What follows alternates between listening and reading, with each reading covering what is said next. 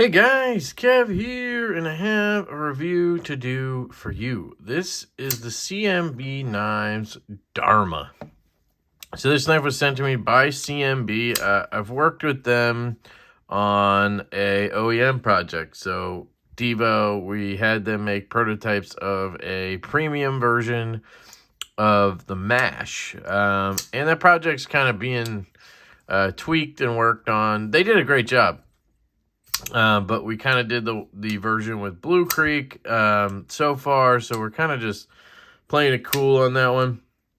But because I had a line of communication with them, they asked if they could send me one of these, and I said sure. So that is why I have this knife, and I'm going to be passing this around. I always like to do that if possible, so I'll be sending this around to a couple other channels to check out, of course, and then we'll go from there. But it is time to do a full review. I have some things I like about this knife very much. I have some things I don't love about this knife.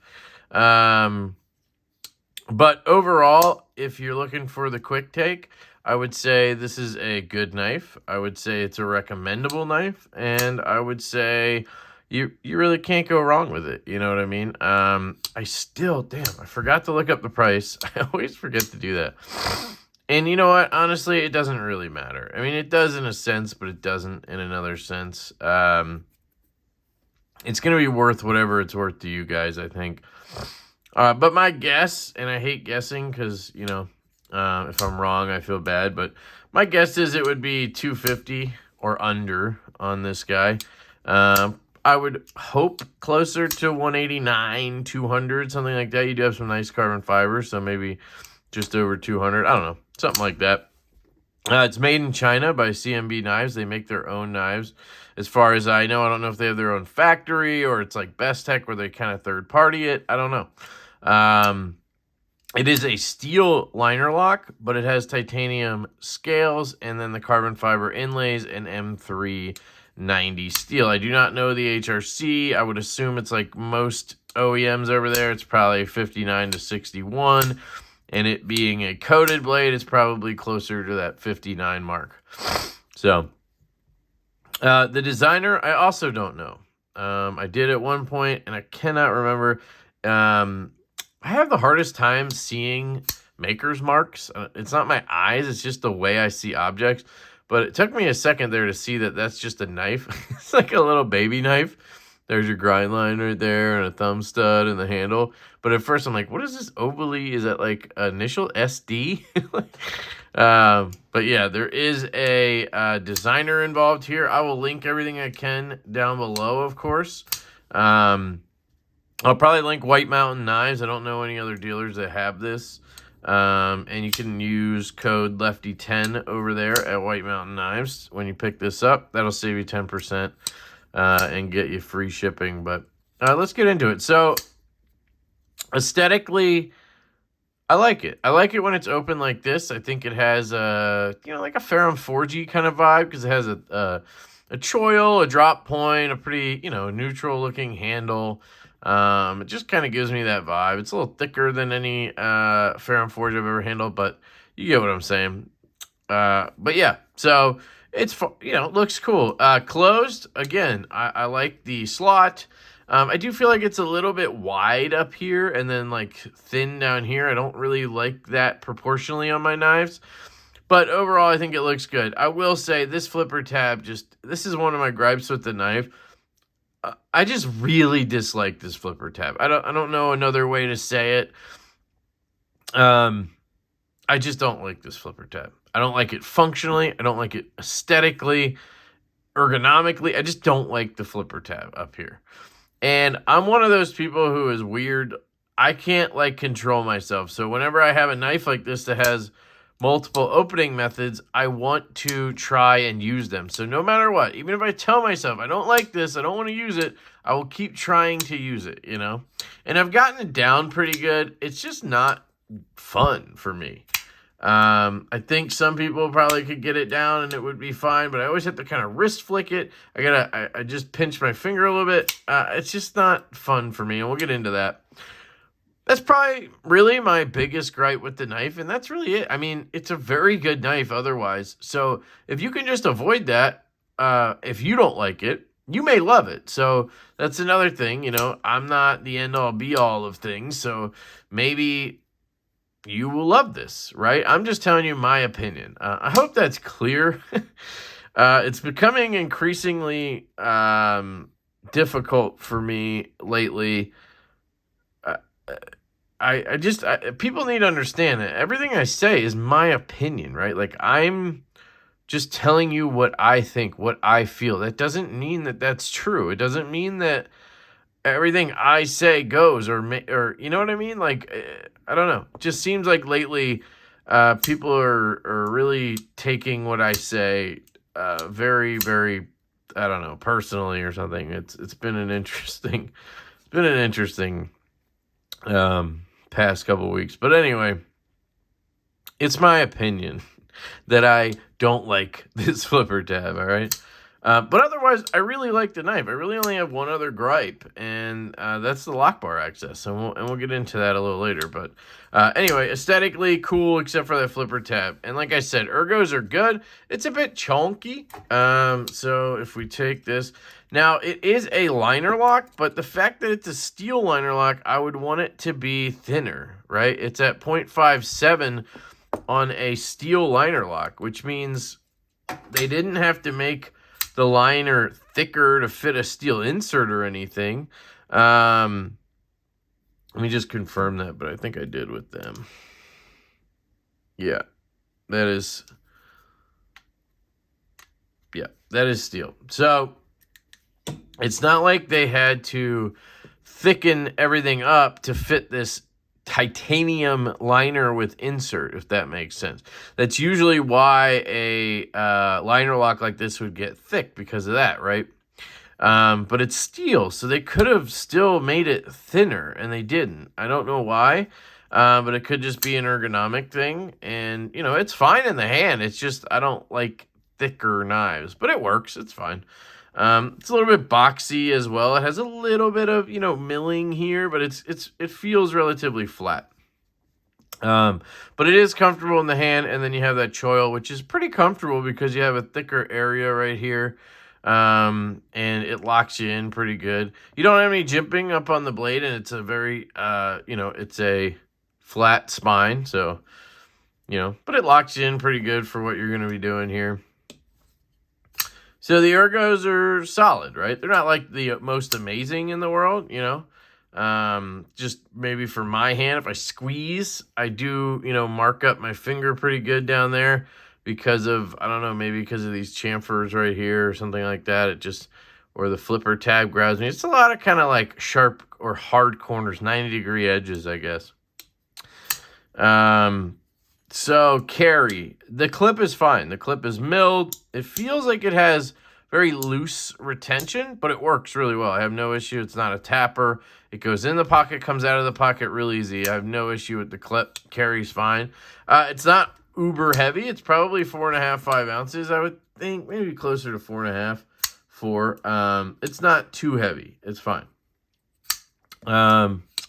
The cutting. So the cutting, you have M390. You have a flat grind, basically a full flat grind, and it feels good. I have had, you know, not a ton of issues with it. I don't think it's the thinnest behind the edge. We can measure this again. I'm not the expert measurer, so we're going to make it plus or minus something on here, but we're at 24 right there. 20. 17, 18. 20. So I'm going to go ahead and say it's somewhere around 20 thousandths behind the edge. You can see that bevel is relatively slim there. That's about as far as I go with the blade and sharpening talk and whatnot. But it feels nice and slicey, you know. I did open some packages. I cut some stuff, and it was fine. It's catching my finger really well, so it's got a really good edge from factory, and I had no issues with it, right? It didn't feel like the thinnest thing in the world, but I don't need that in my EDC. It's got a good flat grind, thin enough. It's sharp as hell out of the box. Good to go, right? In case you wanted to know, there's the M390 marking right there. So that's cutting. Sounds.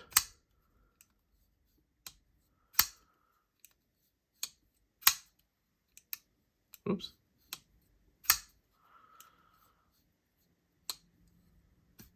What? Okay, good.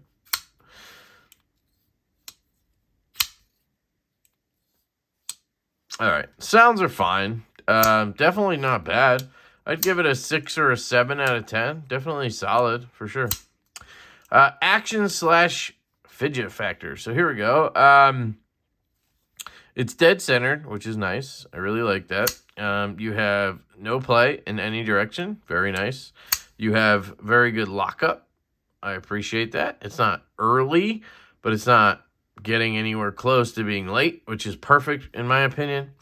And then the detent. So on the flipper tab, yeah, I can fail it, but I really kind of have to try. And if you just flick it, it comes out. If you just flip it, boom, fires out, no problem. You can't really push button it just because of the angle of everything, so you kind of got to drag, which is fine. That's sort of, I'm a light switch guy anyway, really. But the flipper's fine. Left-handed, right-handed, because you have a liner lock, everything works the same. You just don't have a reversible clip, obviously, and the lock is right-handed. Then you have this slot, which is pretty thin, and it's pretty close to the frame, so I do have times where I kind of miss, you know. But it's pretty easy to get in there, your finger, and just fire it. It feels very good. The detent, I would say, is basically perfect for that deployment. And because of that, it does work really good for the flipper as well. I think they did a great job with the detent here. And they were also trying to make sure they didn't go too strong for the front flipper tab, which is, again, my really only gripe, big gripe with the knife, besides the lock bar access, we'll talk about in a second. But here's that flipper tab. And I just don't understand it. I think it's a design thing. I think it's like, ooh, it looks cool. And it has this jimping up, you know, on top of it. So I don't know, like, am I supposed to, like, it's just very awkward and weird, in my opinion. You kind of have to, what I've learned is you kind of have to get it, like, all up in here and then really push through it. And honestly, it's easier to just, like, do a wrist flick with it, like that. And then you also have to be careful, because if you do this flipper tab comes down, and you want to be up here, you want to climb up to get leverage on this thing. But then look where this finger is, right behind that. So it comes out, and this guy pinches me or blocks everything, right? So now this has to be low, and it just makes the whole thing awkward. Yes, I have thought about this. I know a lot of you guys are screaming right now going, well, Kev, it's meant to be reach-arounded. I've never gotten it to deploy this way. I just can't. I don't know what it is. I just can't get it. Yeah, it just won't come out. And then even if you did, I wonder, right, you would end up right here getting hit. And I don't know if you'd have enough leverage at that point if you just whoosh, got out of the way. Come back, this comes up, and yeah, it might work if you had the right detent or strong enough fingers or whatever. You can thumb flick this. It's not ideal, but you can thumb flick it. You basically just take a little wrist and kind of whip it out. Slow roll, same deal. You can do that. Yeah, I just don't love this top flipper. I just don't get it, really. You know, like that works. I can manage to get it consistently, but it's never like, ooh, yeah, I love this, you know? So it just feels like maybe they could have just done a traditional front flipper, and I would have been real happy with a traditional front flipper, although that would have made this even closer to pinching you. So I don't know. I would have just got rid of it. I would have rounded this off a little bit, and maybe, I don't know what I would have done. And that doesn't matter what I would have done, but I just don't love this. That's my sticking point here. All right. The lock bar access. So you can see here, they have a little bit of jimping here, and they cut it back slightly. And it's enough to get in there, but you can see right there where I kind of just slid right through because my nail has to kind of catch on it to get it to drop the way I want it to. And that's kind of a, some people don't disengage knives like I do. A lot of people don't do this, right? What they do is this. They get in there with their thumb, they close it like that. And in that case, most knives are fine, right? You don't really need a ton of lock bar access to do this move. And that's why you see knives that have that like just double chamfer with no cutback. But I prefer to do this. And it's not great for that, but it works fine. It's acceptable. It's not a big deal. The only other nitpick I have is the detent track is outside of the handle, which is why you can see the pivot is so close to the top of the handle. The flipper tab is so high up, you know. And a lot of that is achieved by having this detent track outside of the handle, or I guess it's just a consequence of that. And you see how it has to ride through. So I don't like that because it makes it to where you can get shit on there. And like, let's say I'm cutting a bunch of fruit or something. I can get a bunch of like apple pieces and shit all up on my detent track. Then I close the knife. Boom. Now I got sticky shit in there, right? Okay. Somebody pointed out in the comments on my one video that it also means you can easily clean it. So take that into consideration. Maybe that's a positive for you, right? Maybe you do cut stuff a lot like that and you want to be able to get to it and clean it. I don't know. Medfords have it like that too a lot. So, you know, some people obviously don't care or like it or whatever. So it is what it is. The closing action is very good. Their knives are very well made. The action is very good. I would compare their knives in build quality and all of that stuff somewhere between QSP and Best Tech. Very well done. They do a great job. The action's really good. So far, from what I've seen, CMB has done a great job on detents and whatnot. You know, there's some like rough around the edges stuff. Nothing crazy, but that's kind of how I see it with their build quality. I mean, you can see the transitions. They're very good. They're not perfect, like I can catch right here. So it kind of just reminds me of somewhere between QSP and Best Tech, in my humble opinion. Again, my opinion. Yeah, so that's the CMB Darma. Overall, very good knife. If you bought one of these or you're thinking about buying one, I think you're making a good choice. I really do. You know, you just have to have a little more willpower than me and be able to just not want to mess with this unless you like it, right? Like I said, some people will like this. I don't love it. You can see I'm getting used to it the more I sit here, but still it doesn't like, here's an example. Here's the Renegade Provisions Co. GOM. And on this one, man, that just feels good. Like I feel confident firing that, you know? Where this just kind of feels like, did I get it? Is it, you know, and it just pops out, or I slide over it, or it hurts my thumb. So, but again, overall, very well done. Shout out to CMB. I appreciate them sending it my way. I always appreciate when a company will send me something to check out. And then, like I said, I'm going to be passing this guy around. Any details I missed? If you want to take a quick overview of the knife itself, you can see the backspacer has a little groove in it right there. Very cool stuff. Clip has sort of a matching groove. I like that. Good aesthetic choice. You have the kind of scallop right here and here on it, which is cool. You do have what looks like, let's check. It looks like T6s, honestly, on the scale, which isn't ideal. Yeah, that's T6, sadly.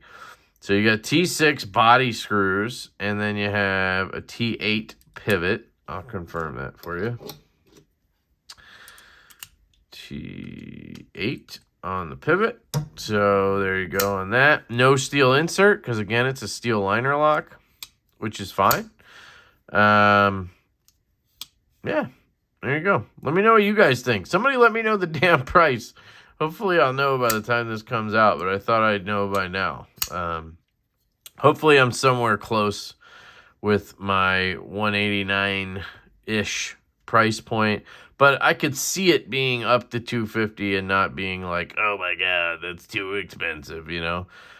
Things cost a lot of money these days, guys. But I'm going to go ahead and guess it's closer to $189 with the steel liner lock. But could be wrong. I love you guys. I hope you have an absolutely fantastic day. And I will catch you later.